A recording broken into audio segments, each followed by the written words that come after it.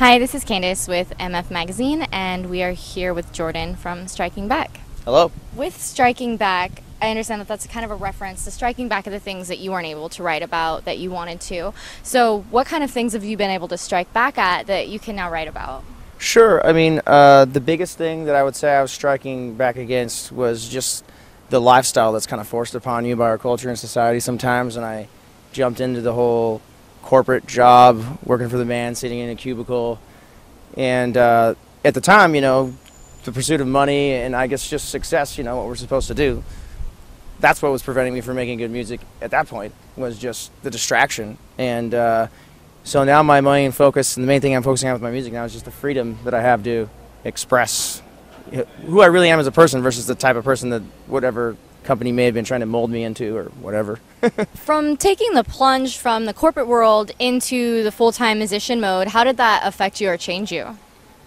It made me a lot broker, because basically what I did was I quit my job and sold all my stock and spent every dime I had on my music just to get started, and then here I am, and a few people know who we are and the record sounds pretty good, but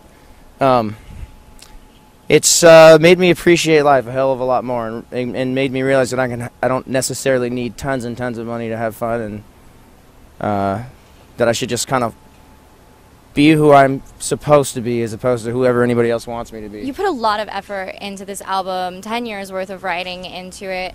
How does it feel now that it's actually out? It feels fantastic. It's going to feel a lot better when more people hear it.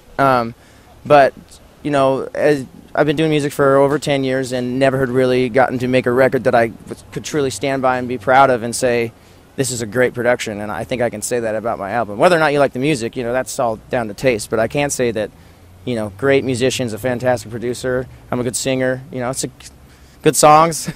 Feels pretty damn good. So you spent a lot of time on this album. What's next for you?